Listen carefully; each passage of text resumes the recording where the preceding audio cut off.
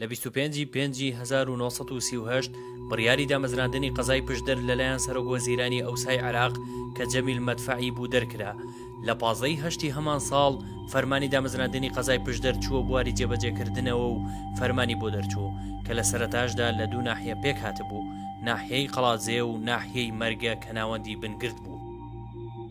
هەر لە سەرەتای دامەزراندنی ئەم قەزایە مەینەت و ناسۆریەکان بەرۆکی ئەم ناوچەیەی گرت لەلایەن ڕژێمە دیکتاتۆری یەک لە دوای یەکەکانی ئەوسای عێراق. دوای چەندین دانووسان لە نێوان شۆڕشی کورد و ڕژێمی بەعەس بە مەبەستی دامپێدانانی ڕژێم بە مافەڕەواکانی کورد ئەوە بوو ڕێککەوتنامەی ئازاری ساڵی 1970 لەدایک بوو.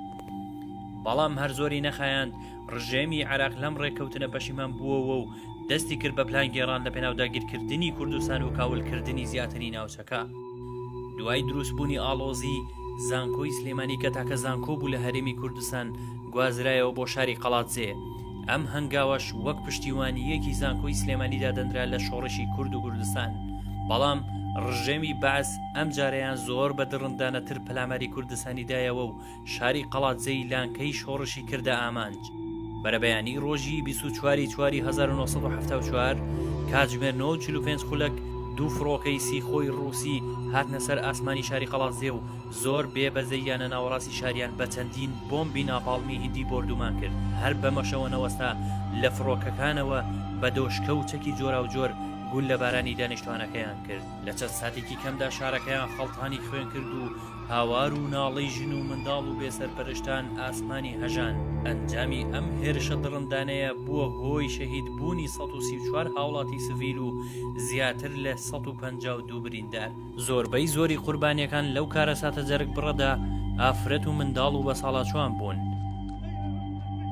لەگەڵ ئەمانەدا پۆلێک لە خوێندکارانی زانکۆ شەهید بوون.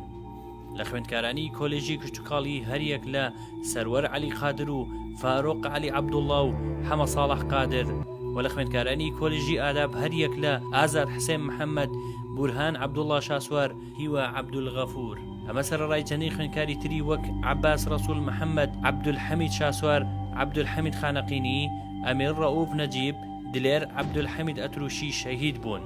هۆکاری زۆری ئەو شەهیدانە لە ڕیزی خوێندکارانی زانکۆ بردومانکردنی شوێنی نووسن و حەوانەوەی خوێندکاران بوو. ئەمە سەرەڕای بردومانکردنی سەرۆکایەتی زانکۆی سلێمانی کە بووە هۆی شەهید بوونی فەرمانبەرێکی زانکۆ بەناوی عومەر مەجید.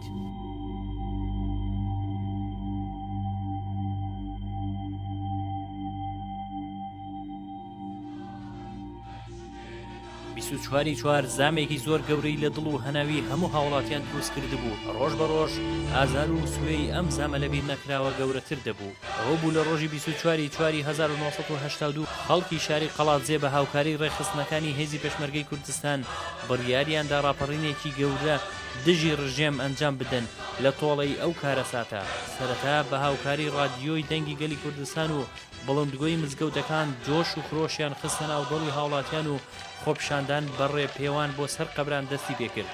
خۆپیشاندەران بەدەم ڕێپەیوانەوە دروشمەکانیان دەوتەوە ترس و تۆقاندنیان خست بووە ناو دڵی فاشستەکانەوە. هەر بۆیە ڕژێم دەستی کرد بە کۆکردنەوەی جەیش و جاش و بەکرێ گیراوان لە ئەمن و ئیستیخبارات لەسەر ئەو شوێنە بەرزانە بڵاویان پێکردن کە بەسەر قەبرستاندا دەیڕوانی لەوانە گردی حوسنی. بەڵام خۆپیشاندانی جەماوەر هەر بەردەوام بوو، دروشم و هوتاف کێشان ئاسمانی پڕ کرد بوو. تا دەهات هێمای ترس و شڵەژان زیاتر دەبوو لەسەر سیمای ئەمن و ئیستیخبارات و بەکرێ گیراوان.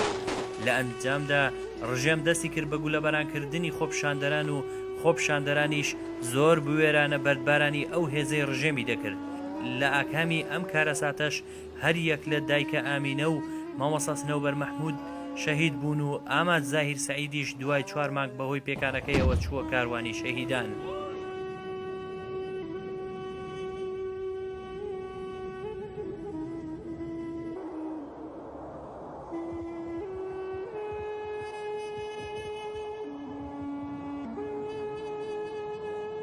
ئەم ڕووداوەکەم وێنەیە ڕق و کینی ڕژێمی زیاتر کرد و بەردەوام لە هەلێک دەگەڕات تا تۆڵەی شکستی خۆی بکاتەوە. هەر بۆیە دوای تەواوبوونی شەڕی عێراق ئێران بڕیاری ڕاگواستنی دانیشتوانی سنووری پشدەر درا بۆ ئۆردوگا زۆرە ملەیەکانی کە لە سنووری پارێزگای سلێمانی و هەولێر دروست کرابوون. لەوانە ئۆردوگای بازیان و خەبات لە 26/6/1989 شاری قەڵاتزێ بە تەواوی چۆڵ کرا و دانیشتوانەکەی دەرکران.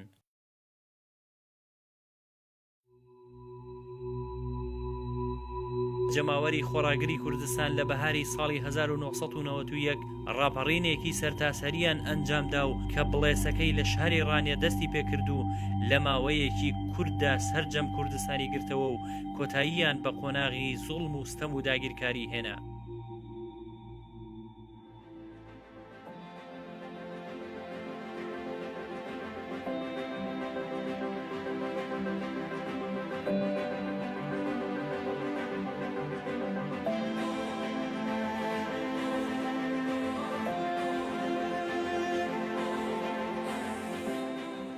شاری قەڵاتجێ ناوەندی قەزای پشدەرە، سەر بە پارێزگای سلێمانیە و نزیکەی 134 کیلۆمەتر لێەوە دوورە لە ڕۆژهەڵاتیەوە. هاوسنووری ڕۆژهەڵاتی کوردستان و شارەکانی سەردەشت و میراوەیە. لە ڕۆژ ئاواشەوە هاوسنوورە لەگەڵ شاری ڕانیە و لە باکوورەوە ناحیەی قەسرەی قەزای چۆمان و لە باشوورەوە ناحیەی بنگرد و ناوسەی مەرگە و قەزای ماوەتە. لە ئێستادا قەزای پشدەر پێک دێت لە شاری قەڵاتجێ و ناحیەکانی سەنگەسەر و ژاراوە و ئیسێوە و هەڵشۆ و هێرۆ.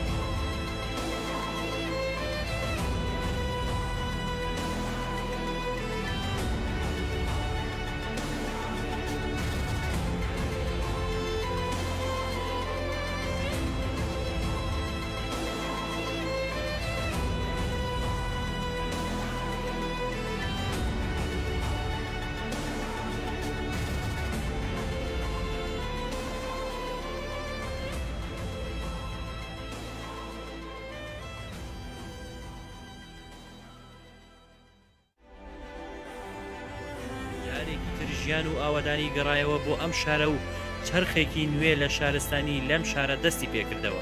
ئاوادانی زۆربەی سێکتەرەکانی گرتەوە و هەر لەو چوارچێوەیەش لەسەر داوای جەنابی مامجەلال و لە ساڵی 2004 کۆلێژی زمان لە قەڵاتجێ دامەزرا و پاشان بە بڕیاری ئەنجومەنی وەزیران لە مانگی تەموزی ساڵی 2010 بڕیاری دامەزراندنی زانکۆی ڕاپەڕیندرا. ئەمە سەر ڕایناسینی ڕۆژی 24/4 بە ڕۆژی شەهیدی زانکۆ لەلایەن ئەنجومەنی وەزیرانەوە. زانکۆی ڕاپەڕین لە ساڵی 2017 خاوەنی 27 بەشە لە بەیانیان و ئێواران کە ژمارەی خوێندکارەکانی دەگاتە 4890 خوێندکار. ئەم ڕۆژ وەک زیاتر بەرزڕاگرتنی ئەم ڕۆژە کۆلێژی پەروەردە لە قەڵاتجێ بڕیاریدا سێیەمین کۆنفرانسی زانستی نێودەوڵەتی لەم ڕۆژەدا ئەنجام بدات و دەست بە کارەکانی بکات بە بەشداری هەر یەکە لە وڵاتانی مەغریب و جەزائیر و میسر و سعودیە و ئێران. زیاتر لە 116 توێژینەوە بە ئامادەبوونی 180 توێژەر بەڕێوە دەچێت